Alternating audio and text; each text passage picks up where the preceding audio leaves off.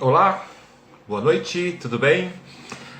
O meu nome é Márcio do Airib, eu sou aqui do Papo Fora do Eixo, Rugby Fora do Eixo, e nós vamos ter mais uma conversa muito legal com o coach, né, o treinador de futebol hoje nos Estados Unidos, radicado nos Estados Unidos, não, perdão, no Canadá, Rafael Attili. Por que o Rafael Attili é meu convidado? Porque ele já foi um homem do rugby, já preparou a seleção brasileira, já jogou em times, participou do Pasteur, teve um time próprio dele formado por amigos. Então é uma pessoa que vem estudando, trabalhando e principalmente se desenvolvendo para falar sobre rugby, né? Vamos lá, ele está aí, está entrando, vamos convidar para ele falar com a gente. Cadê você, Rafael? Rafael aqui. Vamos ver. Isso. Aceita aí. Entra vindo. Vamos lá. Tá bom aí? Opa! Fala, Marcel. E aí, bonitão, beleza, querido? Como é que tá? Tudo bem? Tudo bem? Diretamente do Canadá para o mundo? Ah, cada hora num lugar, né? Cada vez num lugar É bom, é diferente. bom, é bom. E que cidade você tá? Eu tô em Montreal. Montreal? Opa, legal. Legal mesmo, legal. É bom te ver primeiro. Vamos saber que você está bem, né? Bom te Porque ver também. Faz tempo que a gente não se fala. a gente só se vê por Instagram da vida, né? Por notícias aqui, notícias colar, né? Isso é legal pra Pois é. cacete, né? E como é que foi o período de chegar aí no Canadá? Pô, Marcel, essa é, na verdade, o meu retorno, né? O ano passado não, no final de 2020 eu vim para cá iniciar o processo de imigração. Fiquei aqui por 11 meses e retornei para o Brasil no final do ano passado. Fiquei aí no Brasil uns 5 meses e voltei agora no final de fevereiro para cá. E tá sendo legal. Peguei meu segundo inverno aqui. Esse foi um pouquinho pior do que o primeiro, mas, mas foi legal. Tá sendo legal estar aqui por aqui. Como eu peguei 6 invernos na Inglaterra, eu sei exatamente o que você fala, né? Pior, eu já peguei inverno na Dinamarca, peguei inverno nos Estados Unidos, mas em Montreal principalmente, a quantidade de neve que tem por aqui é um absurdo e a Sim. temperatura fica muito, muito baixa. Pra você ter noção, semana passada a gente chegou a pegar -12, -15, hoje já tá, agora essa semana começou a esquentar, já chegou a 12, 13, 14. E tem maluco que quer migrar para aí, para o Canadá? Pois Vale a é, pena? pois é. Ah, Marcial, aqui é um país assim que a maioria das coisas funcionam bem, como você que já morou em outros lugares também sabe que nem tudo são flores, né? Todo lugar tem Sim. uma coisinha ruim, uma coisinha boa, mas no geral é legal morar aqui, funcionam direitinho, é um país seguro, é um país que dá bastante oportunidade de trabalho, né? Então é um lugar legal. Que dá para começar alguma coisa, né? Começar e terminar muitas vezes, né? Sim, sim. Aqui a tendência de que você comece um trabalho e termine ele, tenha um período, principalmente falando de esporte, a gente que vive do esporte no Brasil, aqui você Sim. sabe que você pode ter uma sequência de trabalho, né? Você tem um pouco mais de estabilidade. E quando é que você teve esse start na sua cabeça? Eu vou estudar, vou... Para quem não sabe, o Attili, né, ele fez curso da CBF, ele já era um preparador físico, né, já atuava no esporte. Como é que você fez esse start? Claro, você curte futebol, isso não tem a menor dúvida, um palmeirense chato pra caramba, né, mas isso pouco importa, né, eu acho que legal. Acho que tem que começar por algum momento. Esse start, eu vou me transformar num cara que eu vou poder trabalhar em qualquer lugar do mundo, por exemplo. Marcião, na verdade, assim, esporte sempre foi minha paixão e não só o futebol, né? A história engraçada é que quando eu era criança eu não gostava de futebol de jeito nenhum, eu gostava muito de basquete, gostava de alguns esportes americanos. Sim. E foi, tipo, quando eu tinha uns 8, 9 anos que eu fui assistir um jogo no estádio e aí a coisa mudou e eu comecei a me empolgar e tal. E eu, como todo garoto brasileiro gosta de futebol, eu pensei em ser jogador profissional. Só que jogando no gol com a altura que eu tenho não ia dar muito certo, né? Então, quando eu estava no colegial, eu pensei, falei, não, eu quero fazer educação física porque eu quero trabalhar de alguma maneira dentro do esporte. Eu acabei, antes de ir fazer educação física, eu fui estudar jornalismo. Me formei em Sei. jornalismo e assim que eu terminei, eu falei, não, eu vou estudar educação física porque ser um jornalista esportivo vai ser legal, mas eu gosto daquela emoção de estar dentro do campo, de estar treinando, estar vivenciando o dia a dia do esporte. E aí eu já, assim, eu me formei no final de 2006, dezembro de 2006, fevereiro de 2007 já comecei educação física e já comecei a trabalhar logo em seguida. Comecei a trabalhar com algumas escolinhas de futebol, alguns projetos. No ano seguinte fui trabalhar com futebol competitivo lá em Santos, né, que eu iniciei a faculdade lá. E foi nessa. Foi numa coisa atrás da outra. A ideia inicial era ser treinador de futebol. Mas na faculdade eu acabei gostando muito da área de fisiologia, de preparação física e tudo mais. E comecei a estudar um pouco disso e também começou a me dar uma base maior para a área de treinador. E aí eu fui passando por tudo dentro do futebol, né? Todas as funções que você pode imaginar dentro de uma comissão Sim. técnica eu já fiz. E lembrar para todo mundo que hoje um treinador não é só o ex-boleiro, né? É um cara que tem essa formação mais conceitual e experiência, mesmo que não tenha sido um grande jogador, mas realmente tem esse estudo como um todo, né, o Rafa? Exatamente. Hoje, já faz cerca de 10 anos, mais ou menos, que no Brasil é, começaram as licenças da CBF, as licenças de treinador. Foi um processo gradual, mas o Brasil foi um dos últimos países, né, dentre os países participantes da FIFA, que começou com isso. Já era alguma coisa muito sólida na Argentina, alguns outros países latino-americanos e na Europa, principalmente, a questão das licenças de treinador. E agora no Brasil isso está Sim, começando a se tornar uma obrigação, né? Eu em sim. 2015 eu fiz a primeira licença da CBF, a licença C, né? E no ano seguinte já entrei na a licença C, foco em escolas de futebol e jogadores até cerca de sub-11, sub-12. Tá. Quando e depois fui para a licença B, que daí já é categoria de base, até uma coisa ali sub-20, já um nível mais alto. E agora, no final do ano, quando eu estive no Brasil, eu terminei minha licença A, que daí ela já me autoriza a trabalhar com equipes profissionais, como treinador principal de equipes profissionais. E isso está mudando no Tá. Brasil, né? Ainda são poucas as federações que obrigam que o treinador tenha licença, mas isso é um processo que, não sei, no máximo aí 2, 3 anos vai vir uma coisa de cima para baixo em que, se você quiser ser treinador de futebol no Brasil, você precisa ter as licenças. E você acha que o brasileiro, de forma geral, os treinadores, de forma geral, não sei, eu não conheço apenas de longe, eles estudam desse jeito e os que estão estudando estão sendo mal vistos, os que não estudam acham que é o melhor ser ex-boleiro. Existe toda uma discussão, né? Claro que o jornalismo gosta da discussão para ter ibope, né? Exatamente. Jornalista gosta muito de discutir essas coisas, exatamente como você falou, para ter ibope. Mas o que acontece é assim, entre nós, treinadores, né, eu já tive várias vezes lá na Granja Comari fazendo os cursos, eu já tive com treinadores renomados, já tive com outros treinadores que estão começando, caras que têm passagem pelo exterior, ex-jogadores ou caras como eu que nunca jogaram e estão estudando há muito tempo para ser treinador.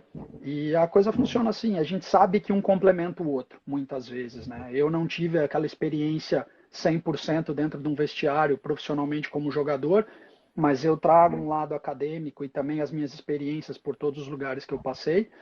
Enquanto um cara que jogou, ele às vezes não teve o tempo de estudar como eu estudei, mas ele tem aquela experiência, aquela vivência, e agora ele está buscando conhecimento com as licenças. E isso é uma Tá. discussão muito legal. Toda vez que a gente está lá na CBF fazendo os cursos, as discussões são bem interessantes nesse sentido, né? Então a gente sabe disso, que não é só o acadêmico, não é só o ex-boleiro, não é só o gringo, não é nada disso. Assim, independente de nacionalidade, de onde o cara veio, se você tiver competência, você vai ser um grande treinador.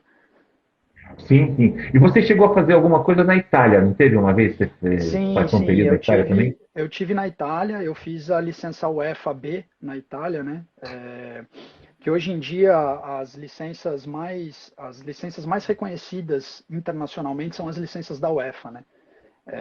Tá. E eu tive a possibilidade de fazer a licença UEFA B, ela me dá a possibilidade, dependendo do país lá na Europa, eu posso trabalhar como treinador profissional até segunda ou terceira divisão, isso depende muito do regulamento do país, mas ela me autoriza a Tá. trabalhar na Europa como um todo, de uma segunda ou terceira divisão profissional até as categorias de base, né? E, Tá. e foi uma experiência bacana, porque assim, não é fácil para um brasileiro conseguir ir para lá fazer essas licenças, né? Depende do país, tem muitos trâmites burocráticos que você tem que passar para conseguir. Às vezes os cursos são muito longos também. Sim, sim. Eu consegui muito pelo fato de eu ter a cidadania italiana, né? Então eu consegui me inscrever por ser considerado italiano, porque se eu tivesse tentado com passaporte brasileiro, sem uma experiência pregressa como jogador e tudo mais, ia ser muito mais difícil, né? Mas eu consegui, tem Sim. alguns amigos que fazem em Portugal, já fizeram a licença C, estão tentando a licença B, e assim vai. E, pô, foi uma experiência muito bacana. Eu passei 3 meses lá na Itália, fazendo esse curso, na Sicília, e foi muito bacana para poder conhecer também um pouco de como que é o sistema de formação de treinadores e de jogadores lá na Itália, quais são os conteúdos que eles aplicam mais e tudo mais, para poder ter uma comparação aqui no Brasil, nos Estados Unidos, onde eu trabalhei, na Dinamarca, Nova Zelândia, todos os lugares que eu passei. E é engraçado, duas escolas que me chamam muita atenção de treinadores que vão, nem todos são bons, mas muitos vão e treinam bem, é a escola portuguesa e a escola argentina, né? Você vê argentinos na América do Sul pelas seleções, muito português agora no Brasil, dessa febre de português aqui que treina no Brasil. Isso é um bom sinal ou é um mau sinal para o brasileiro? Marcelo, eu não Ou acho que é uma um mau sinal. Eu não acho que é um mau sinal porque, assim, eu, pelo menos, até por ser um cara que eu já viajei muito, o Canadá, contando o Brasil, aqui é o 7º país onde eu morei, né? E tá, desses 7, eu trabalhei em 6. tá, Então, eu sempre tento aprender o máximo que eu posso no lugar onde eu estou. Hoje eu estou num país que não tem uma tradição futebolística muito grande, mas dentro do que eu estou vivenciando hoje, do que eu vivenciei o ano passado quando eu estive aqui, eu tento aprender um pouco. Eu tento trazer um pouco do que eu tenho de experiência de outros lugares e tento aprender com o pessoal que está aqui para entender como funciona. Então eu acho que é legal tá. pra caramba esse fato da gente ter novos treinadores vindo para o Brasil, vindo de fora, vindo da Europa, porque antes a gente ainda tinha um fluxo de treinadores argentinos, uruguaios, etc. Mas não tínhamos treinadores europeus aqui. E é legal para eles Sim. trazerem um outro conceito de treino, outro conceito tático. São coisas que, se a gente olhar para eles sem aquele fato de, tá vindo um cara de fora roubar o meu lugar aqui, e pensar, pô, tá vindo um cara de fora e ele tá trazendo nova informação. Vamos ver o que o cara tá fazendo de bom que eu posso replicar. Entendeu? Eu É acho o que é nesse copo sentido cheio que para a gente. fazer. Exatamente. Eu acho É que a o gente copo tem que cheio. entender isso aí. Porque ser treinador não interessa a nacionalidade. Você pega hoje, não sei se ainda está lá, mas no Red Bull Leipzig, que é hoje um time forte dentro do campeonato alemão, eles estavam com um treinador norte-americano, que também é um país que não tem tradição de futebol, uma tradição tão forte no futebol, ainda mais de treinadores na Europa. E hoje o treinador Tá, de um time de uma grande liga europeia é um norte-americano. Então eu acho que a sim. gente tem que entender que, independente da nacionalidade, se você estudar o futebol ou qualquer outro esporte, se você gostar disso, você tem condição de trabalhar. Só precisa, em alguns lugares, alguns países, o pessoal ainda tem um pouco de reserva de mercado. Puta, tá vindo um cara de fora, não sei o quê. Mas isso daí tem que começar a mudar. O mundo tá muito globalizado para a gente ficar fechadinho, assim. Na bolhazinha nossa, né? O Brasil tem muito essa coisa da Exatamente. bolha. É. Tem até uma curiosidade para você, se você tiver um dia oportunidade, não sei se você já assistiu, tem uma série chamada Ted Lasso, né? Ted Lasso, e como é que chama, da qual delas? Da Apple, né? E ele é um treinador de um futebol americano que foi treinar um time de segunda divisão da Inglaterra. E aí tem todo o trâmite, né? De adaptação do americano, do interior do Kentucky, se eu não me engano, e ele vai para a Inglaterra e passa por um monte de perrengues ingleses, né? E é muito legal em termos até entender que o problema não é só entender de futebol, meu caro, é entender o fora futebol, né? Eu gosto muito do fora do futebol, né? Atrás das Exatamente. quatro linhas. Você sabe, você me conhece bem, né? Eu gosto muito, né? Isso que é importante. E as pessoas muitas vezes acham que não. Eu sei futebol e acabou o problema, né? Eu sei complicado, né?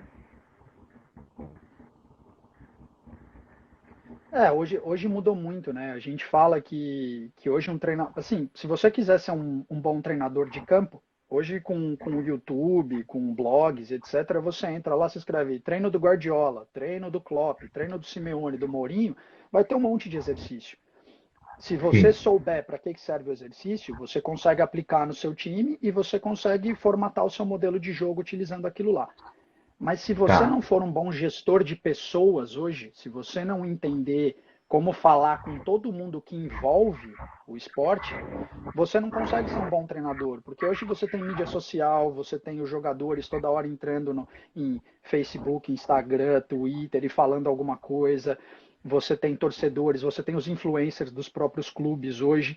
Então, se você não souber se comunicar, não souber gerir tudo isso, gerir o ego dos jogadores, gerir um diretor que às vezes quer que um jogador jogue porque ele tem algum interesse, sabe, se você não tiver uma malandragem ali para saber ler isso aí e entender como se comportar em determinados momentos, dificilmente você vai ser realmente um treinador de alto nível.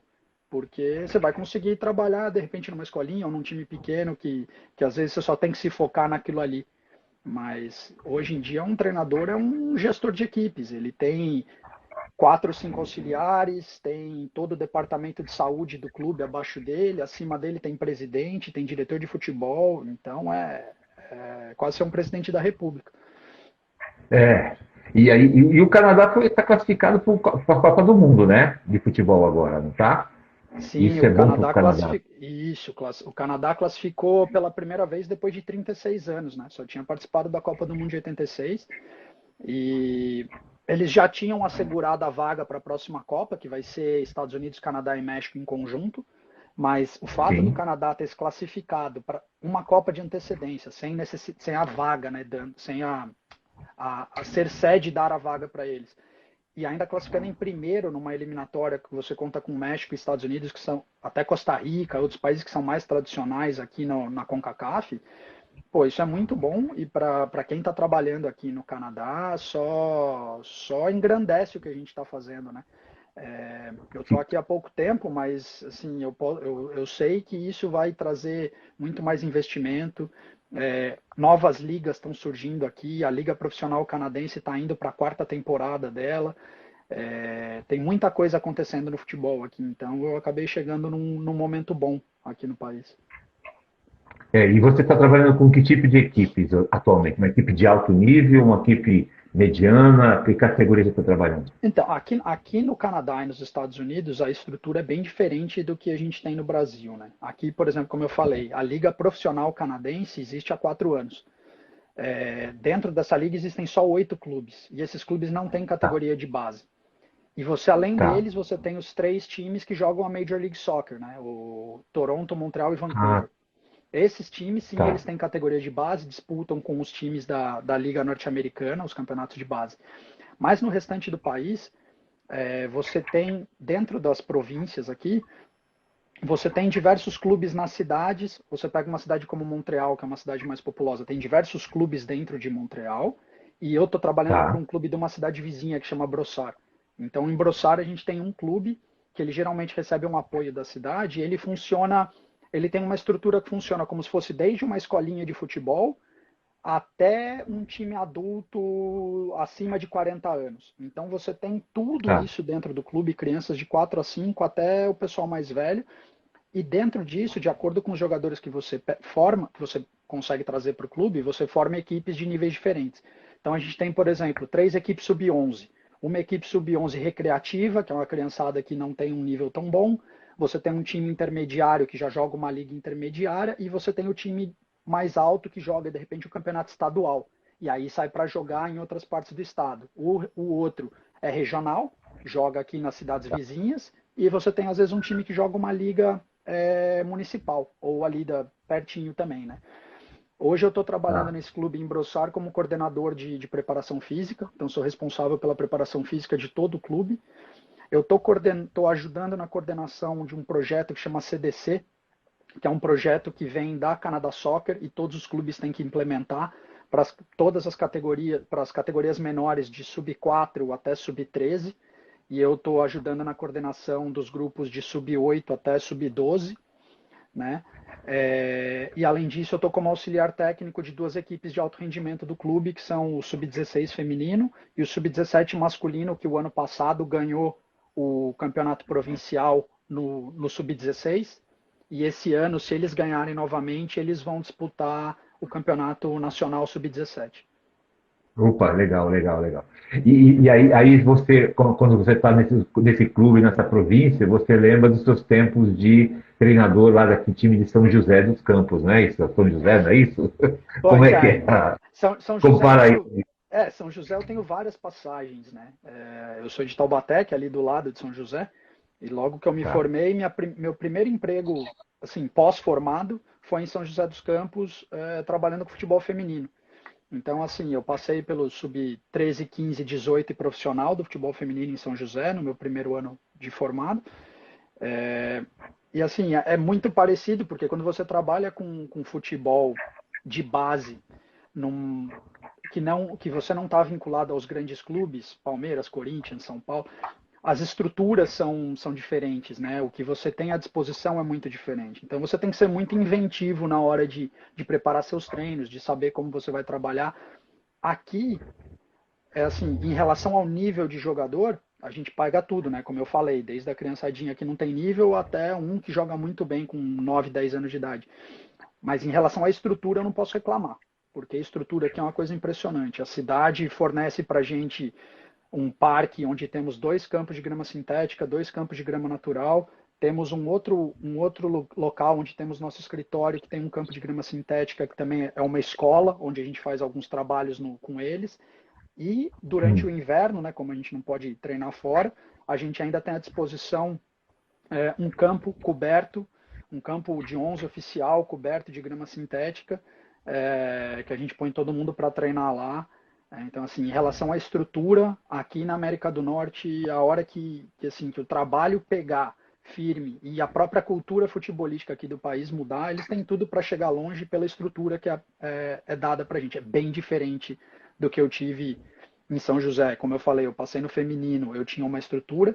Meu último trabalho no Brasil foi como treinador profissional de uma equipe em São José dos Campos também, do Clube Atlético Joseense, e nossa estrutura de treinamento era muito a desejar, muito a desejar. Se eu tivesse no Joseense a estrutura que eu tenho aqui para treinar a criançada, teria feito um trabalho, assim eu e minha comissão, a gente conseguiu tirar leite de pedra ali com o que a gente tinha de estrutura. Se a gente tivesse uma estrutura igual tem aqui, talvez a gente tivesse ido muito mais longe na competição. E é uma coisa que me deixa muito, muito assustado sempre no Brasil, em muitos esportes, é a cultura do mais ou menos. Ah, mais ou menos, vamos levando, mais ou menos, vamos levando, né? E não se estrutura isso legal, né? Por exemplo, você pega aí uma cidade que você fala que é pequena, né? Próxima a Montreal, Toronto, né? Mas o que acontece? Tem estrutura. Você pega aqui em São Paulo, por exemplo, tem os CDCs, né, os centros escolas, aquelas coisas todas, completamente subutilizados, mal utilizados, não tem nenhum trabalho específico, né, porque depende do Estado o tempo todo. E aí acontece, aí eles dependem do Estado muitas Aqui, vezes ou não? aqui assim, a gente depende da cidade, porque a estrutura que a gente utiliza é da cidade, porém as Tá, estruturas são muito, assim, as pessoas aqui pagam os impostos são bem revertidos para a população. tá, Nesse caso, eu não posso reclamar. A estrutura toda é cedida pela cidade e algumas coisas que a gente precisa a mais, aí vem do budget do clube, né? Porque daí cada uma dessas tá. crianças que vem jogar no clube, aqui na América do Norte tem um sistema diferente do Brasil. Aqui tem o que a gente chama de pay to play. Sim, Para você se associar a um clube, você precisa pagar a sua taxa anual. Então você vai jogar uma liga AAA, que seria o top aqui em Quebec, o moleque vai pagar para jogar um ano inteiro, ele vai pagar, sei lá, dá um exemplo, $1.500. É o que vai tá, custar para ele. Todos os treinos, o treinador, as viagens, tudo isso, material, blá blá blá, tá tudo incluso nesse valor.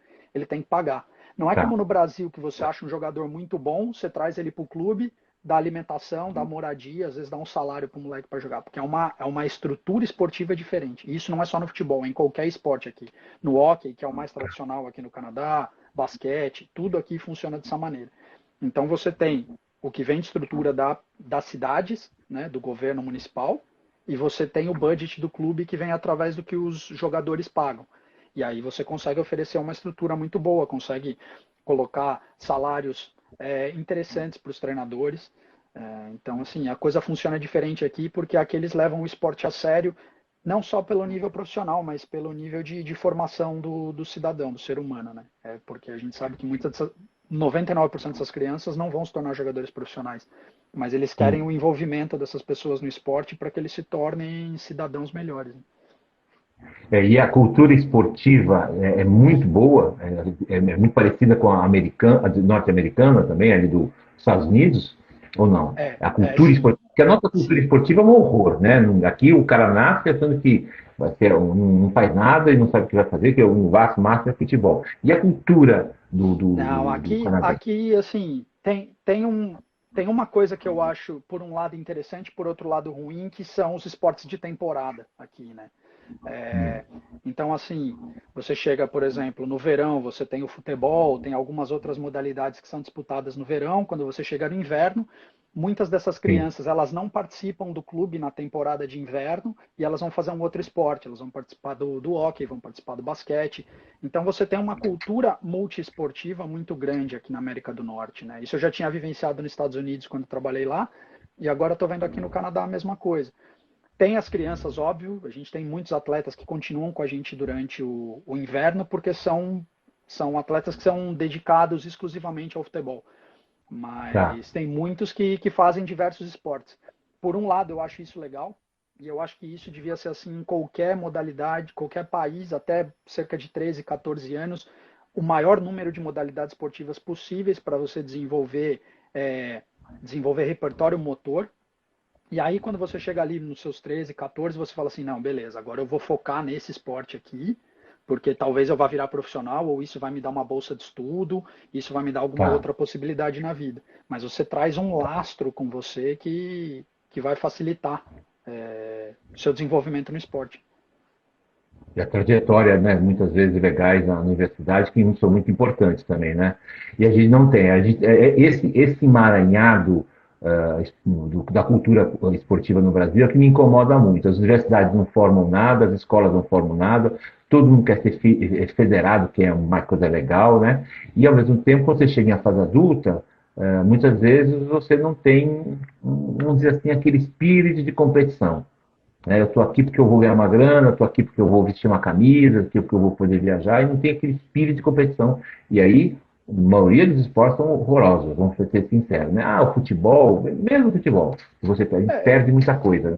eu entendo que no Brasil, por ser do jeito que é, por toda a situação socioeconômica que a gente tem, muitas vezes as crianças, né, os atletas, eles vejam o esporte como um meio de salvar a família de uma situação precária. E é Tá, compreensível. Até por isso, às vezes, eu entendo o atleta brasileiro, às vezes, dentro de alguns parâmetros, ele ser um pouco mais focado no que ele vai fazer, no que ele quer. Aqui, tá, como o esporte não é para a maioria, né, para a maioria, não é um meio de sair de uma situação de pobreza, de uma situação desagradável, eles levam o esporte realmente como formação. Alguns deles tentam, óbvio, é, se tornar profissionais, que são os que são apaixonados por uma determinada modalidade. É, tem outros que tentam utilizar o esporte para pagar uma faculdade, que não é barato, muitos conseguem bolsas de estudos nos Estados Unidos e tudo mais. Mas a maioria leva isso como um esporte porque eles gostam. Tem muitos agora. A gente tem no clube, a gente tem equipes até o sub-21. O clube está entrando num processo para formar uma equipe semiprofissional para disputar a liga provincial, semiprofissional. Mas tem muitos atletas que às vezes eles chegam no sub-21 e o cara fala: ah, meu, não sei se eu vou jogar o semi-pro, não quero, vou trabalhar. Porque às vezes o cara trabalhando, ele consegue às vezes ter um salário maior do que talvez se ele jogasse numa liga semi-pro, num time pequeno, em algum outro lugar. Mas ele continua envolvido no futebol porque aqui o clube dá essa oportunidade. Você não tem, por tá. exemplo, dentro de um Palmeiras, um Corinthians, muitas vezes o jogador chega no sub-21, não é aproveitado, ou o cara desiste de jogar e fala assim: pô, mas aqui no clube eu tenho uma equipe adulta que vai jogar uma liga recreativa, por exemplo, para o cara Mesmo. continuar envolvido no esporte. Aqui a cultura deles é: vou continuar envolvido no esporte, vou continuar fazendo parte do clube e vou ter uma atividade para fazer sempre, entendeu? Isso eu É, acho e legal. o nível intelectual dos jogadores normalmente são melhores também, né? Marcião, assim, isso é uma discussão ampla, que até tive uma discussão meio forte com alguns colegas a última vez que eu tive na CBF, que Hum. a gente tem muito essa ideia de que o nível intelectual do jogador de futebol, principalmente no Brasil, é baixo, né? E assim, eu entendo que todo mundo tem diversos tipos de inteligência, né? E realmente esses caras, a maioria deles vem de uma condição que a inteligência formal deles, a inteligência acadêmica deles, realmente é um nível mais baixo. Eles não tiveram acesso a boas escolas, muitas vezes pararam de estudar para jogar e tudo mais e sempre focaram no futebol. Então, realmente, você vai ver um cara que às vezes fala errado, que tem uma dificuldade de fazer uma conta básica de matemática e tudo mais. Só que para o cara se tornar um jogador de futebol, um atleta profissional de alto nível, o cara tem que ter uma inteligência motora e um entendimento de parte tática, de uma série de situações que ocorrem dentro do campo, que muitas vezes a gente não tem. Então, assim, esses caras são extremamente inteligentes, só que com um outro tipo de inteligência diferente da inteligência formal que a gente tem. Aqui, pelo fato de você não ter tanta essa discrepância em nível educacional, você acaba tendo jogadores, é, você consegue conversar com eles num um nível de conversa um pouco mais alto às vezes e tudo mais. Em compensação, na qualidade técnica, ainda tem muitos jogadores bons aqui, mas ainda deixa muito a desejar perto do que a gente vê na América Latina, por exemplo. Sabe? Mas assim, em questão Uma de, coisa, de inteligência, é o que eu falei. Para mim são inteligências diferentes. Eu não digo que o cara é ignorante ou burro ou qualquer coisa como muita gente fala. Eu acho que esses caras têm uma inteligência de vida até, porque muitas vezes sai de casa com 13, 14 anos para ir morar num clube, deixa a família para trás e o cara tem que aprender a ser malandro desde cedo. Isso é um tipo de inteligência que os outros daqui, por exemplo, não têm. uma coisa que é engraçada, né? Que a gente está com uma geração muito que não brinca, né? Que não brinca, que não pula, que não cai, que não levanta, que não pula o muro, né? E a gente vê que as dificuldades que eles têm motoras de fazer depois de um exercício físico, um treinamento, seja o que for. E por incrível que pareça, os mais pobres conseguem fazer isso. A experiência, uma grande experiência é a turma de Paraisópolis, do Rugby para Todos. Sim. Um exemplo, que a gente eu estou bem próximo. Eles conseguem fazer coisas que um cara da escolinha bonitinha, legal, nunca fez. Ele é um cara que vai na academia, ele faz um monte de coisa, mas ele, na hora de cair, levantar, pular e tropeçar, ele não consegue, ele se atrapalha inteiro. Né? Isso é um problema também, né? Isso entra dentro daquilo que eu falei da questão do repertório motor, né? Hoje em dia as crianças só videogame, ficam dentro de casa, mas isso também são coisas assim, são mudanças culturais que a gente tem que aprender a lidar com elas.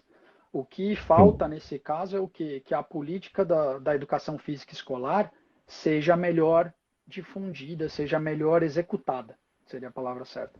Porque hoje em dia tá. essas crianças, os pais no Brasil, vamos falar do Brasil, essas crianças não podem brincar na rua, porque né, violência e tudo mais, a gente sabe o contexto que a gente tem no Brasil.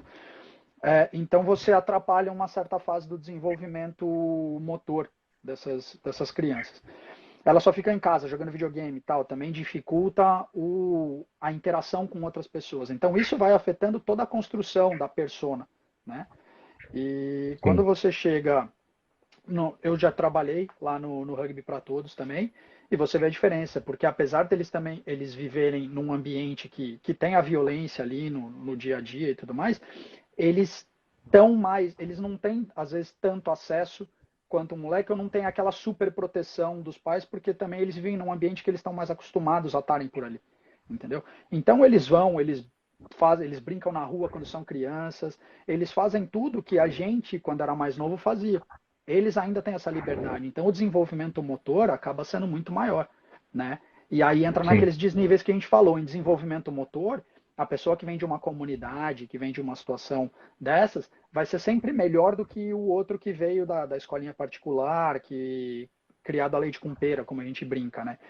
E aí você vai ver o desnível, você vai ter um desnível físico, né, de desenvolvimento físico entre os dois grupos, como você vai ter um desnível, às vezes, intelectual, muitas vezes, entre os dois grupos também, porque aquele grupo que é criado a leite com pera, dentro de casa, jogando bolinha de gude no tapete, é um grupo que muitas vezes o pai e a mãe deixam a criança na escola o dia inteiro, pagam um curso de línguas, e aí ela tem um desenvolvimento cognitivo, né, nesse sentido, de uma maneira que o outro às vezes não tem por experiência, mas a experiência do outro na questão física vai ser outra, né? Então a gente tem sempre os dois lados, né, da balança.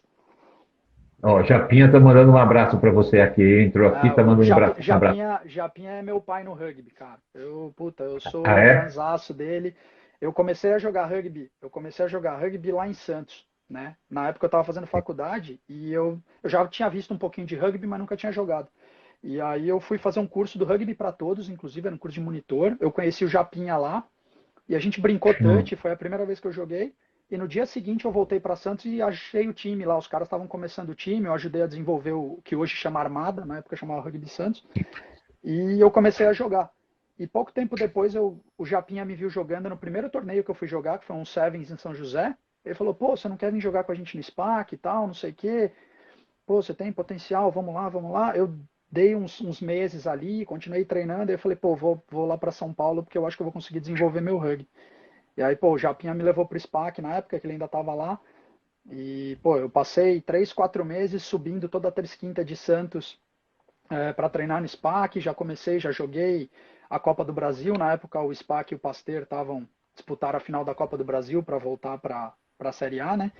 Eu joguei aquela final, joguei a semifinal contra a Federal e dali eu comecei a entrar num rugby um pouco mais competitivo, né? Saindo lá de Santos, onde eu tinha começado 6, 7 meses antes pô, o Japinha é meu pai no rugby, adoro ele. Você tinha quantos anos nessa época? Estava na faculdade já há 20 Márcio, anos? eu tava com, isso daí foi 2007, mais ou menos, tava com 22. Comecei a jogar rugby com 22, mais ou menos. Se for pensar pelo plano esportivo, é tarde, né?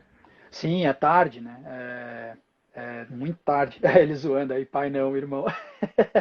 É, é tarde, mas assim, até uma coisa que eu sempre dou como exemplo daquilo que a gente estava conversando antes em relação a repertório motor.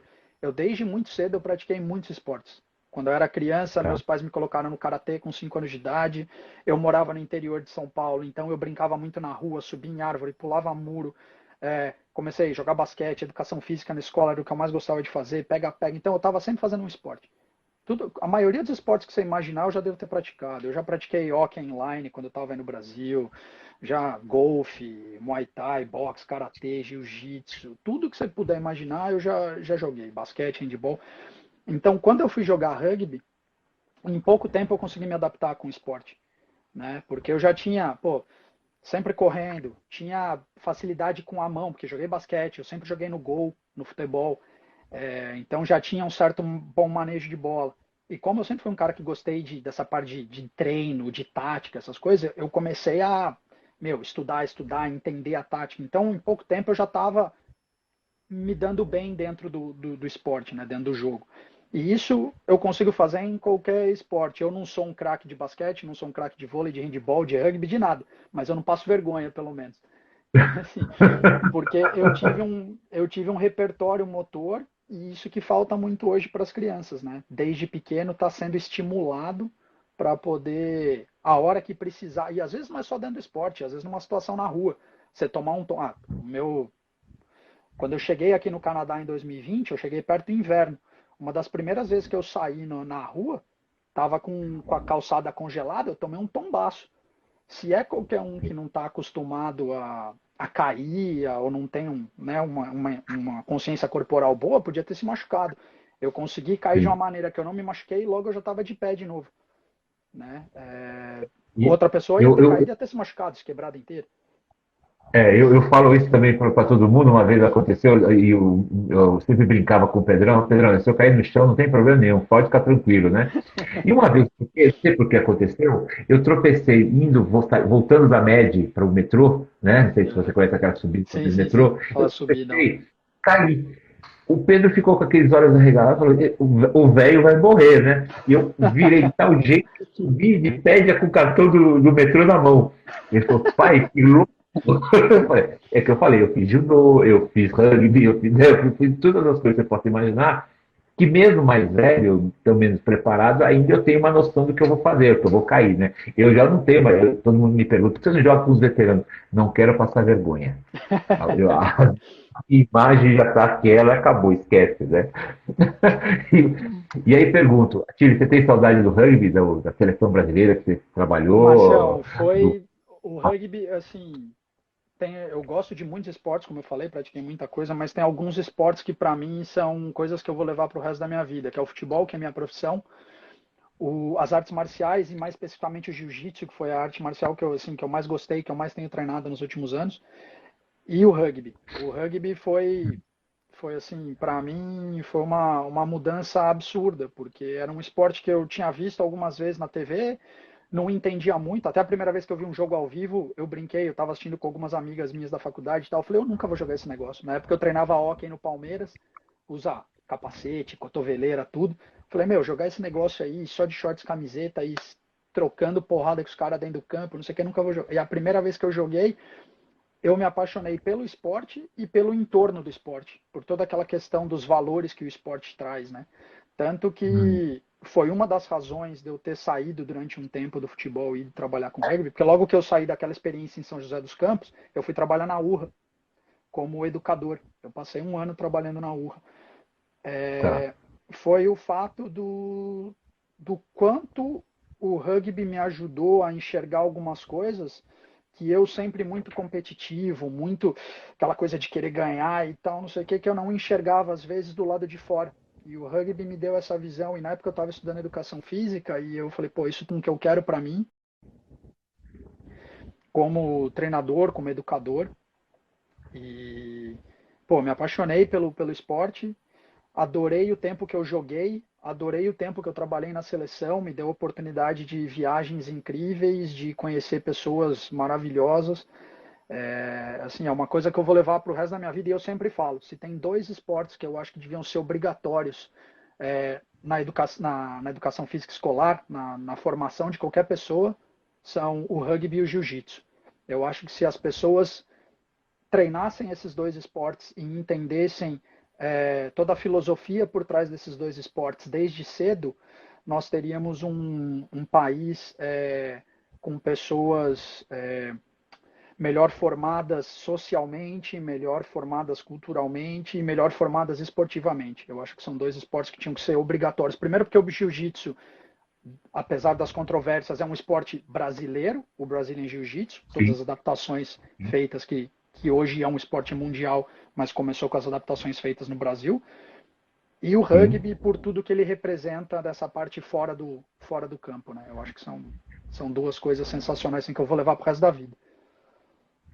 E seus planos para o Canadá? É ficar muito mais tempo? Ou você fala, não, já estou imaginando tal coisa? Como é que você está imaginando a sua vida? Eu sei que planejar é assim é necessário, mas nem sempre dá certo. Mas que você fala assim, puxa, depois daqui eu queria treinar uma clube, sei lá, não precisa ser obrigatoriamente no Canadá, nem no Brasil, mas um clube desse nível, para poder começar a Marcião, crescer na sua. Marcião, eu sou um cara que assim, eu vou muito. Eu pego as oportunidades que aparecem, sabe? Óbvio que eu tenho planos aí mais alguns anos tentar terminar minha formação, tentar pegar minha licença Pro aí no Brasil e, se possível, Uhum. tentar pegar tentar outras licenças na Europa também.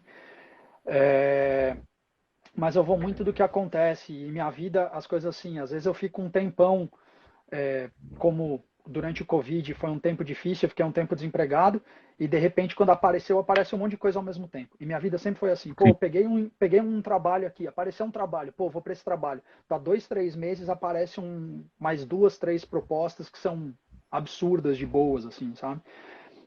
Então, a minha ideia, óbvio, o plano é tentar ficar aqui até pelo menos a Copa do Mundo que vai ser aqui em 2026, tá? Então, Tá. assim, esse é meu plano, tentar ficar aqui. Eu estou agora num nível de futebol juvenil, infantil e tudo mais, mas com o objetivo de tentar de tentar chegar na liga profissional daqui, ou em algum dos clubes que jogam a Major League, ou num dos clubes que jogam a Liga Canadense.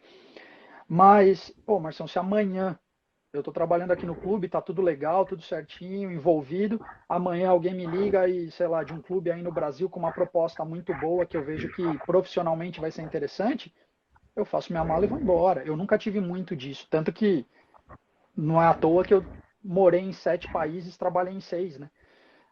As Sim, sim, oportunidades aparecem e eu falo, pô, eu acho que vai ser uma oportunidade boa, eu meto a mala nas costas e vou embora. sim. Porque você tem que não pode perder a oportunidade da porta aberta, né? Exatamente, isso e também as experiências, porque teve uma coisa que, por um lado, me atrapalhou um pouco, que foi não ter focado única e exclusivamente numa função durante toda essa minha formação como treinador. Então, assim, aparecia Sim, alguma coisa. Eu comecei, minha primeira função dentro de uma equipe de alto rendimento foi como treinador de goleiros, né? Então, eu sim. fui treinador de goleiro da Portuguesa Santista na base. No ano seguinte, eu fui ser auxiliar de preparação física na base do Corinthians e acabei. Daí lá eu tive a oportunidade de trabalhar um pouco mais como auxiliar técnico, porque o treinador não tinha um e ele sabia que era o que eu queria, então ele me deu mais chance para ser auxiliar dele. Depois eu voltei a ser Hum. treinador de goleiro num outro projeto, depois eu fui treinador, depois fui auxiliar, fui analista de desempenho. Eu passei por todas as funções, porque o que eu pensava? Eu falava assim, pô, a hora que eu tiver a oportunidade de entrar num clube profissional ou na base de um clube grande para ser o treinador, o chefe da delegação, eu Hum. tendo passado por todas as funções, eu vou saber quais são as dificuldades e as forças que aquele cara tem e eu vou conseguir trocar uma ideia com ele e saber o que ele pode me ajudar e o que eu posso ajudar ele. E você está com quantos anos hoje? Eu tô com 36, faço 37 esse ano. Quer dizer, você tem ainda uma carreira imensa né, pelo menos Sim, uns sim. 25 anos de carreira ainda de Treinador, evolução. treinador dá pra ir, pô, até quando você quiser. Se tiver com 80 anos de idade e quiser ser treinador, você é treinador. A minha ideia assim, óbvio, eu tenho o sonho de trabalhar numa equipe grande, seja na base, né, uma equipe sub-20, um sub-17, ou numa equipe profissional, porque eu gosto muito desse ambiente competitivo. Eu gosto de estar todo dia preparando o treino, vendo o treino acontecer na hora do jogo e ter aquela competição e aquela discussão e aquela coisa toda, né, Sim. aquela adrenalina toda do jogo. Eu gosto muito disso. Mas vamos ver, eu nunca sei o que pode acontecer. Eu sempre gostei também muito da parte de educação. Eu gostei muito do tempo que eu trabalhei na URRA, educando os professores da rede municipal em São Paulo para ensinar o tag rugby. Isso é uma outra coisa Sim. que eu penso também, se eu tiver a possibilidade de fazer uma formação como educador de treinadores de futebol, pode ser um outro caminho que eu tome dentro do futebol, mas que não seja como treinador especificamente. Eu acho que o A, fato de eu a, a, ter trabalhado em a muitas família. coisas me abre. Ah, muita coisa, né? É, A família que está fazendo um elogio para você, que você seria um grande jogador de futebol de salão, um grande goleiro, né? Jogava muito na altura. Aí tem a Cris Attili, deve ser parente minha sua mãe, também, minha jogava mãe. sua mãe, a dona Cris, né? Olha, ela O tá outro é morando meu aqui em São tio, Paulo? o outro é meu tio. Ah, É, mas, puta, pior que é verdade, Marcelo. Isso, assim, tem poucas coisas que eu me arrependo na minha vida, sabe? Tudo que eu fiz, eu falo assim, meu, eu passei, eu fiz e eu escolhi, eu tenho que aprender com os erros e com os acertos. Mas uma sim. coisa que eu, assim, eu sempre tive o sonho de ser um atleta profissional, né? Eu gosto muito daquilo ali. E não é querendo me gabar, mas, puta, eu era muito bom goleiro de futsal, cara. E meu pai sempre falou pra mim, falou assim, ó, vai jogar futsal, que você, puta, tem chance de jogar profissional, quem sabe um dia jogar numa seleção, dependendo do seu desenvolvimento, é onde você tem chance. Futebol de campo você não tem chance, você não vai crescer e você não joga campo tão bem quanto você joga futsal. Ele sempre foi muito Sim. claro comigo, desde moleque, 12, 13 anos, ele falava pra mim, você quer, foca no futsal. Eu jogava futsal, mas sempre com a cabeça, não, eu quero jogar campo, eu quero jogar campo, eu quero jogar campo. E eu tentei jogar, não consegui jogar campo, nunca, né, fiz algumas peneiras, joguei no Mackenzie, quando eu fiz faculdade de jornalismo, joguei no Mackenzie, futebol de campo.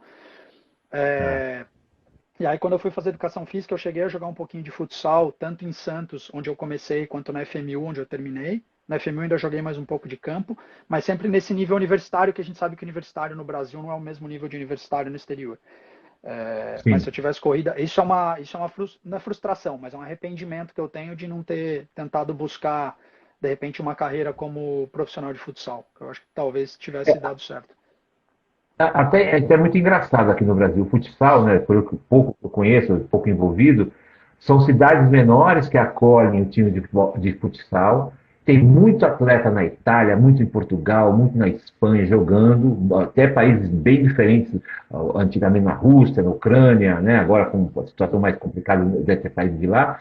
Mas os jogadores, quer dizer, porque os times são menores, né? São 20, 12, 13 que vão jogar realmente. O resto se espalhou pelo mundo e são excelentes jogadores, né? Quer dizer, receberam Sim, propostas a financeiras. qualidade do jogador de futsal brasileiro, assim, do jogador de futebol brasileiro em geral, seja no campo ou no salão, no beach soccer, onde quer que seja, a qualidade do jogador brasileiro, mesmo que a gente hoje não tenha o melhor do mundo, os caras assim, 10, 15 craques jogando em alto nível na Europa, por exemplo, são caras que fazem muita diferença. E no futsal, mais ainda, né? É um esporte que, apesar de não ter sido criado no Brasil, pô, a Não foi criado no gente. Brasil? A história tem duas versões. Tem uma versão que ele foi criado no Brasil e tem uma versão que eu acho que ela é um pouco mais, pelo que eu estudei, pode ser que eu esteja errado, mas que ela me parece um Sim. pouco mais concreta, que ele surgiu a primeira vez no Uruguai, né? Ah, tá. Essa Tá. assim, a versão que eu tenho mais conhecimento. Pode ser que eu esteja errado, mas eu já ouvi as duas Tá. versões, que surgiu no Brasil e que surgiu no Uruguai. Né? E Mas é a engraçado. gente se desenvolveu de uma forma que é um absurdo. O jogador de futsal brasileiro. Teve uma época que a seleção italiana era formada única e exclusivamente por brasileiros naturalizados. Sim, e tem um outro lance também, né? Eu fui ser professor do, não sei se você deve lembrar do Douglas, talvez o primeiro grande jogador de futsal, década de 90, né? Quando o Sim, campeonato sim. ainda era o futebol de salão, né? E o Douglas foi para a Itália justamente na mesma situação que a sua. Ele era um já quase ex-jogador e foi implantar uma série de coisas na Itália e ele deixou a semente lá, né? E foi aí que os jogadores abriram as portas e aproveitaram o embalo, né? E uma coisa que eu me lembro muito, o Zico estava contando que no Japão, ele tem uma tecnologia, e talvez você possa me explicar melhor, que para colocar o time do Japão de futebol de campo, eles colocam os meninos de futebol menor para eles terem mais oportunidade de pegar a bola, sair correndo, driblar, tentar criar as habilidades talvez que os japoneses não tenham. Que vai depois eles irem para o futebol de campo, que aí o espaço é maior, a quantidade de jogadores é maior. Isso também é uma técnica boa que se usa para Marcel, isso, na molecadinha. verdade, isso é uma metodologia que ela é utilizada no mundo todo hoje em dia, né? Tá, Eu, quando estive nos Estados Unidos, foi até a época que eles estavam estruturando para tornar oficial algumas. Se você joga até a idade sub-8, o campo vai ter tal medida e não vai ter goleiro, vai ser só com gol caixote para a criança acostumar a jogar e fazer gol. Na outra idade, o campo é um sim, pouco maior, já começa a ter impedimento e goleiro. Porque realmente, hoje, se você olhar as grandes equipes do futebol mundial, a maioria delas treinam com o que a gente chama de jogo reduzido, né? São jogos em espaços pequenos, com regras modificadas, que ela faz com que o sim. jogador toque muitas vezes na bola e repita muitas vezes algumas determinadas ações técnico-táticas, que depois você consegue transferir aquilo para o jogo maior. E aí no jogo maior você Tá. consegue ter uma estruturação tática melhor, porque o cara tem um entendimento dos conceitos. E no Sim, Brasil, durante muitos anos, a gente fez tudo ao contrário. Eu, por exemplo, quando eu joguei futebol de campo com 12, 13 anos, a gente jogava futebol 11 num campo de adulto. Eu era uma criança de 13 anos de idade jogando naquele gol gigante. Muitas vezes o jogador passa um tempo sem tocar na bola, no treino ou sim, no jogo, e isso desmotiva. Isso desmotiva e sim, não ajuda você a se desenvolver, porque você não toca tanto na bola. A sim, Federação Paulista já começou, alguns anos atrás, a reestruturar o tamanho de campo e tamanho de trave para as categorias sub-11 e sub-13. Né? O primeiro ano que eles fizeram isso, eu era treinador da equipe sub-11 do Atleta Cidadão, lá em São José dos Campos. tá, E eles ainda estavam acertando o modelo. O tamanho do gol ficou legal, o tamanho do campo ficou legal, mas ainda estavam jogando 11 contra 11. Então aí era um espaço tá, reduzido com muita gente. Em outros tá. países, aqui, no Canadá, nos Estados Unidos, na Espanha, você faz jogo até determinada idade, eles jogam 5 contra 5 num campinho pequeno. Na outra idade já passa futebol 7, na outra idade futebol 9 e na outra idade futebol 11. Aí você vai aumentando o campo e também o tamanho da baliza. Né? Isso ajuda a criança a tocar mais vezes na bola, participar mais vezes do jogo e se desenvolver. Uma pergunta que muita gente fala para mim, eu não sei responder porque eu não vivi essas experiências, por que o futebol feminino nos Estados Unidos e até no Canadá e em outros países é mais forte que o futebol masculino?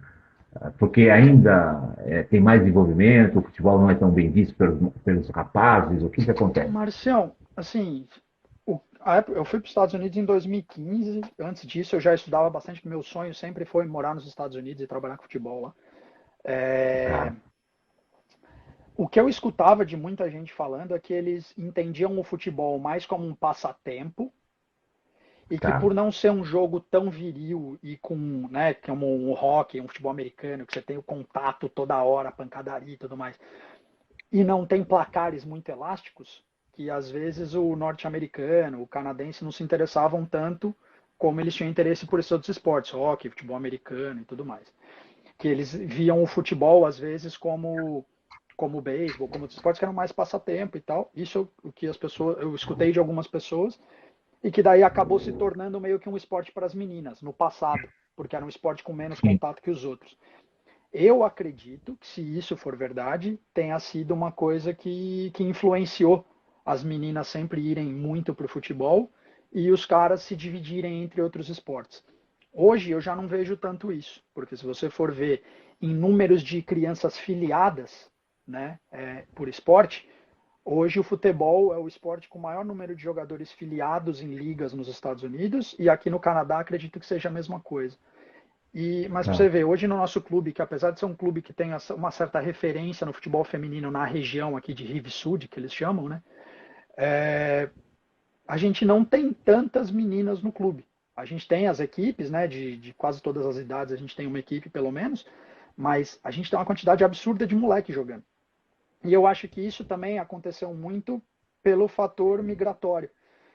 Tanto Estados Unidos quanto Canadá são países que recebem muitos imigrantes de origem africana, latinos, árabes, que são povos que têm uma cultura futebolística maior, que gostam mais, são mais apaixonados por futebol, e acabam levando Sim. seus filhos para jogar o futebol mais do que jogar o hockey, por exemplo, que aqui é o esporte número 1 do A- Canadá, mas é um esporte caro de se jogar, se comprar equipamento e tudo mais, essas coisas todas. e aí esses estrangeiros querem se integrar com a sociedade canadense, americana, e de algum jeito o esporte ajuda muito, né?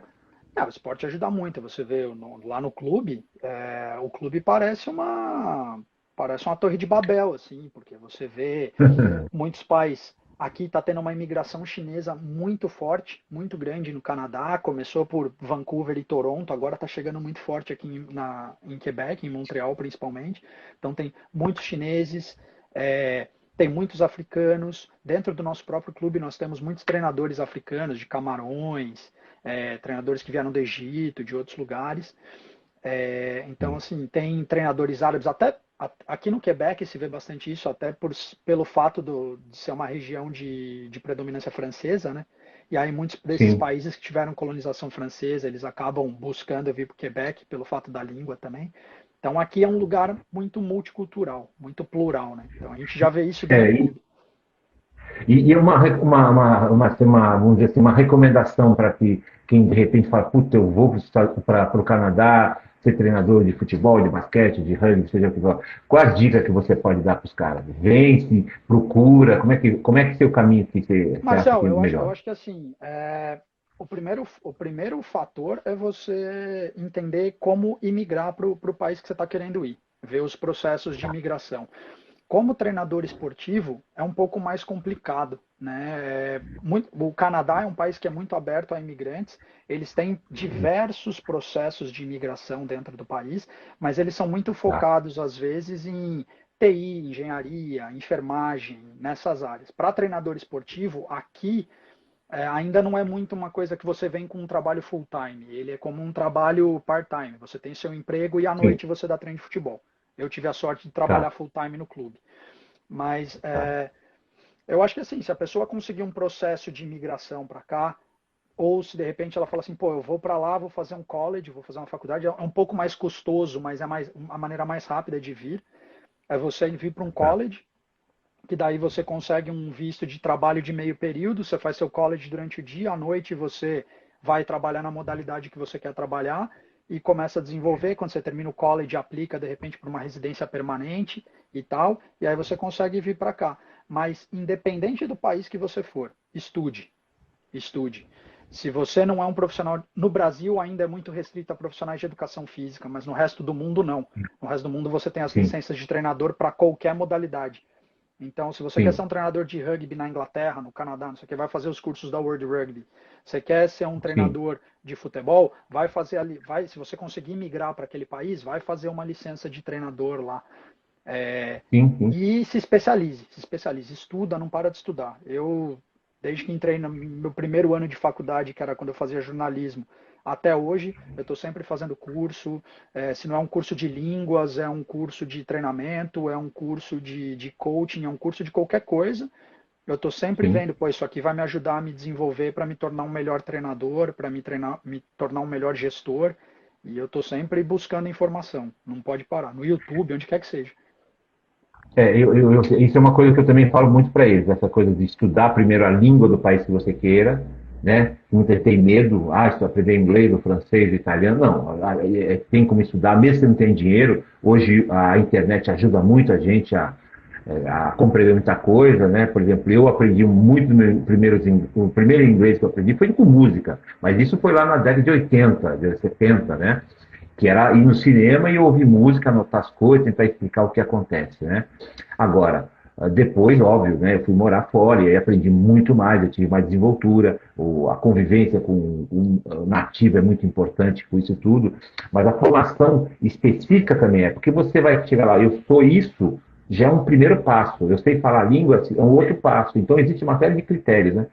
Para jogar, por exemplo, eu vejo muitos jogadores que me procuram assim, eu quero jogar fora do país, né? E a gente sabe que algumas ligas são mais fechadas, outras mais abertas, né? Algumas são ligas menores, por exemplo, tem alguns jogadores do RPT jogando numa liga menor na Califórnia, né? Uhum. Que isso é legal para eles, também já tiveram experiência. Já tem alguns em Portugal, também que também experiência. Tem muito país chamando, Itália, Espanha, Holanda, mas todos exigem o chamado o quê? O passaporte europeu. No Canadá, tem espaço para jogador brasileiro falar, eu quero jogar, o time vai me contratar porque eu sou um pilar, sou uma posição específica, ou isso não existe? Ou vai ter que chegar e falar, Marcião, eu sou aqui, mostrar. eu ainda não estou muito situado no rugby aqui no Canadá. Tá? Sim, Tá. quando eu cheguei a primeira vez, eu dei uma olhada que eu até pensei em ir treinar e tal, mas por causa do Covid eu não tive oportunidade. Sim, Mas eu decidi que eu me aposentei do rugby, pendurei as chuteiras. Hoje eu só treino futebol e treino meu tá. jiu-jitsu, treino minha musculação. Mas eu acredito que aqui ainda funcione muito como funcionava em outros países. Pô, você está aqui, você vem para cá com visto de turista do Brasil para cá por 6 meses, meu, Hum, mete a cara num clube aqui, vai treinar com os caras 2, 3 vezes por semana, joga uma temporada. É, não é o certo, mas a gente sabe que acontece em muitos lugares. Às vezes você consegue arrumar um emprego por baixo do pano ali, o que às vezes é perigoso por causa de problemas de imigração, mas se o cara às vezes não tem sim, condição financeira, alguém do clube acaba arrumando alguma coisa para o cara trabalhar ali por baixo do pano, recebendo um cash e tal. E sim. aí o cara tem possibilidade de jogar. O rugby aqui, assim, aqui no Quebec, pelo que eu conversei com algumas pessoas, é um esporte assim que até tem um certo número de equipes e tal. Eu não sei no restante das províncias, mas a gente sabe que a Tá. seleção canadense é uma seleção tradicional e forte. Então eu acredito que deva ser um esporte. Funciona como no Brasil, treina 2, 3 vezes Hum, por semana e joga no final de semana, bem amador nesse sentido. Mas sim. se você vier para cá com visto de turista, bater na porta de um clube, tiver condição de se manter por 4, 5, 6 meses e falar para os caras, eu quero jogar, você joga. E porque é engraçado, né? O Canadá, quando jogou com o Brasil, acho que foi há 2 anos, 3 anos, antes da Covid, não me lembro bem a data, o Brasil jogou numa temperatura muito baixa e diz que todo mundo passou mal no jogo. Você lembra desse jogo? Lembro, eu tava Aí eu assistindo esse brinquei jogo. com eles, né? Uma vez eu brinquei com eles, né? Falei, ó, vocês podiam trazer o Canadá para jogar aqui no Brasil e levar para Cuiabá, né? Exatamente. Para Cuiabá. 45 graus à sombra, né? Para ver o Uhum. oposto, né? Aí Exatamente. ele falou, não, mas isso não é legal. Eu falei, como não é legal? Eles te puseram a menos 3 graus lá para ganhar e põe a menos 40, mais Marcial, 40 aqui para. quando você entra no alto rendimento, né? Se você vai jogar um negócio, um amador, alguma coisa assim, às vezes você leva um pouquinho para esse lado, mas no alto rendimento você tem que usar as armas que você tem. Um exemplo é Lógico. a própria seleção canadense agora, que se classificou em primeiro lugar nas eliminatórias da CONCACAF, os jogos que eles Ah, mandaram contra Honduras, contra México, era meio de inverno, eles mandando jogo em Edmonton, com a neve lascando. O treinador de Honduras falou que teve que fazer 2 substituições porque teve jogador com hipotermia no intervalo. sim, sim, Entendeu? sim. É a mesma coisa quando vai jogar Libertadores e os times vão jogar na Bolívia, vão jogar no Equador, naqueles 5.000 metros de Sim, altitude lá, e o cara não consegue respirar. Cada um usa as armas que sim. tem. Se eu sou treinador de uma seleção brasileira, eu vou receber uma seleção norte-americana, uma seleção canadense, uma seleção do norte da Europa, de qualquer lugar. Irmão, nós vamos jogar lá em Cuiabá, nós vamos jogar em Salvador, Brasília. nós vamos jogar em Brasília. Bicho, você vai ter que aturar nosso calor, porque quando a gente for jogar lá, vocês vão botar a gente para jogar, vai ter que jogar de casaco, porque não aguenta o frio. Entendeu? Então, É, eu acho que ou no se alto não tomar, rendimento cada um usa a arma que tem. ou se não tomar um puta conhaque antes de começar, né, cara? Aí tem que ver se não cai no doping depois. No doping depois. Pior que essa conversa fica boa e o tempo passa rápido. Daqui a pouco o Instagram me derruba aqui, né? Normalmente acontece isso. Pra gente fechar, me conta um perrengue. Você passou Puta, perrengue Marcial. nessa viagem? Um perrengue Aqui, que você fala, puta. Marcial, aqui no Canadá, eu não. Assim, eu dei sorte que eu não passei nenhum perrengue, mas eu lembro quando eu estava nos Estados Unidos, eu fui para lá, tinham me prometido que iam me dar o visto de trabalho, eu entrei com o de turista, aí foi uma confusão, acabaram que não me deram o visto. E eu estava lá, Hum, trabalhando com o time, e eu arrumei um emprego para entregar comida. Era tipo um Uber Eats, assim, mas sim. era exclusivo para um restaurante. Entregava 2 vezes por semana para os caras. No meu primeiro dia, eu estava usando um carro, eu estava trabalhando com um amigo, ele ficou com o carro lá do clube e ele me deixou com o carro dele. Ele falou: usa meu carro aí, pra você não precisar comprar um e tal, e fomos indo. Primeiro dia que a gente foi entregar a comida, ele foi com um carro, eu fui com o outro. Um calor Ah, desgraçado, meio do verão lá em Nova Jersey, cara, um calorão. Eu com o ar-condicionado tochado para manter as comidas, né, numa temperatura legal dentro do carro e rodando cidade e tal, não sei o que, entregando comida. Estacionei num lugar, fui deixar a comida, quando eu volto o carro não pega, cara. O carro pô. quebrou. O carro quebrou. E eu lá, meu, desesperado, ar-condicionado não funcionando, 40 graus na sombra, as comidas dentro do carro. E, meu, eu desesperado, tive que ficar lá, ligar para Deus e o mundo, até que um dos caras que estava fazendo entrega também, um dos caras, ele estava passando por perto, e aí ele me botou no carro, a gente botou o restante das minhas, eu tinha mais umas 5, 6 entregas para fazer, ele tinha as dele, eu entrei no carro com ele e a gente saiu juntos e acabamos fazendo a minha entrega e a dele com o carro do cara, porque meu carro quebrou. Primeiro dia de trabalho. E eu sempre falo para todo mundo: normalmente a gente não conta os perrengues, a gente só conta as coisas boas, né? Eu gosto de contar perrengue porque assim, Marcião, às vezes as pessoas olham e falam assim, pô, esse moleque tá sempre viajando, tá sempre morando fora do país, playboy, não sei o que e tal. Cara, a galera, você que já foi imigrante, você sabe os perrengues que a gente passa, sabe? Às vezes a gente sai, pô, a gente bota no Instagram só o que é legal, né? Mas a gente passa Lógico. muito perrengue, assim, a gente acaba fazendo trabalhos que às vezes a gente não faria no Brasil, porque a gente precisa se virar, cara. Eu já fiz, pô, Sim. eu já morei em 6, 7 países, já trabalhei com um monte de coisa que apareceu e que eu precisava trabalhar na época para juntar uma grana para poder continuar nesse sonho do futebol, entendeu? Porque até hoje ainda não cheguei no momento de ter aquele contrato que eu falo assim, cacete, agora eu me dei bem, agora eu consigo ficar única e exclusivamente nisso aqui, não preciso ficar fazendo um monte de coisa por fora. Tem sido assim a Sim. vida toda, né? Esses 15, 16 anos que eu tô correndo atrás da bola aí para viver disso. Então a gente É, passa muito e perrengue, eu, cara. Passei muito perrengue na Europa, nos Estados Unidos, aqui. A gente vai fazendo umas coisas que a galera não vê, não sabe, e acha que a gente só porque tá viajando, tá morando fora, tá na vida boa. Legal, querido. Ó, passou uma horinha rapidinho essa nossa conversa, muito legal a gente conversar, muito bom te ver, saber que você está aí na batalha, eu acho que o importante é isso, saber que você está na batalha, com notícias sempre, né? Eu tenho feito, eu parti para um lado que é de informação, né? Informação clara, de ser crítico, que é o meu rugby fora do eixo, porque eu só ainda admiro que falar só bonito é legal, né? Mas eu sou da coisa que falo que existe um Brasil muito grande para isso e tem dado alguns resultados, né? Uhum. Agora as pessoas falam do rugby da Bahia, do rugby do Pará, Nossa. rugby do Mato Grosso, O de primeiro jogo da minha Brasília, vida foi contra os Orixás. Foi o primeiro jogo da minha vida. isso. E Isso em hoje, hoje, 2007, 15 anos atrás. E hoje a Bahia tem uma federação que tem um pensamento diferente, por exemplo, tem lá as questões regionais, uma série de condições que a gente acha que a Bahia é pequena, é grande pra caramba, e isso tem surtido alguns efeitos, né? E o sem medo de cutucar as onças, né? Acho que é importante isso, né? Eu sempre Exatamente. falo para todo mundo, na minha idade eu não tenho medo nenhum de cutucar as onças. Podem me xingar, que não tem problema, porque minha mãe já morreu, meu pai também já morreu. Eu sou isso mesmo. Mas Mas tá tudo Marcelo, eu bem, acho, tá? eu acho que você faz um trabalho sensacional, cara. O que você faz é o que o jornalismo deveria fazer. Eu até brinco que eu tenho vergonha de dizer que eu sou formado em jornalismo por ver o que o jornalismo se tornou hoje, que é um jornalismo militante e não mais um jornalismo informativo e investigativo.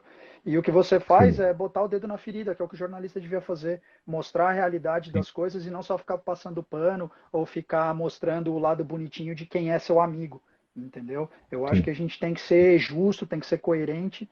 E o que você faz é uma coisa que eu acho que vai ajudar muito o rugby do Brasil a desenvolver, porque é um país do tamanho do Brasil, a gente tem muito jogador escondido por aí, tem muito clube escondido por aí, que pode dar muita coisa para o nosso rugby, cara. A gente é um país que a gente consegue desenvolver pessoas, a mistura de raça desenvolve uma coisa do brasileiro que a gente tem um potencial gigante para ser grande no rugby, sabe? E eu acho que Sim. a gente precisa abrir mais o olho para fora desse eixo Rio, São Paulo, Minas e sul do Brasil. Eu acho que se a gente for lá para cima, a gente vai encontrar muita coisa boa também. Você vai encontrar muito Maori, Tarrudo, você vai encontrar muito Com negão, certeza. você vai Forte, encontrar muito rápido. bugre do Centro-Oeste, Tarru também. Então você encontra um monte de gente e as pessoas não importam. Eu sempre falo assim, vamos fomentar os clubes. Se a gente fomentar os Exatamente. clubes para valer, se os clubes jogarem para valer, competitivo para valer, a médio e longo prazo realmente vamos ter uma seleção competitiva. Hoje, a seleção não é competitiva. Pô, tem bons meninos, que a gente trabalha bem, mas não é competitivo. Porque falta uma coisa que eu acho fundamental no rugby brasileiro, em muitos esportes: fome de jogar, fome de ganhar. Para mim, quase 62 anos de idade, quando eu perco, eu volto para casa puto. Eu não volto para casa alegre. Se eu voltar alegre, eu estou fudido, porque eu sei que eu estou fazendo um mau negócio. Tá Mas bom? é assim, para você ter qualidade, você precisa ter quantidade. Se a gente ficar Sim, restrito ao que a gente tem hoje de rugby nesse eixo sul-sudeste, a gente perde mais da metade do país. Então, assim, se a gente começar a ampliar, a gente vai ter uma quantidade muito maior de jogadores e isso vai trazer a qualidade que a gente precisa. E aí nossa seleção, sim. que assim, eu tive a oportunidade de trabalhar com muitos desses meninos e jogar contra alguns deles, na época que eu ainda jogava. Pô, sei que os caras estão fazendo das tripas coração para ir bem com o Cobras, o Portugal, todo mundo que está lá, os caras fazem tudo que eles podem. Mas se a gente aumentar o material humano que eles podem ter para jogar contra, para jogar junto, para avaliar, eu acho que o trabalho vai ser muito mais bem feito. E a gente tem que também sair da bolha do rugby, né? Conhecer o futebol, conhecer o basquete, conhecer o vôlei, que deu certo lá, que deu certo aqui, para a gente poder Uhum, introduzir as coisas legais no exatamente. rugby. Tá Exatamente. bom? Obrigado, lindão, tá? Eu que agradeço, Marcião. Bom falar com você. Agradecer a todo mundo que entrou aí para assistir um pouquinho com a gente.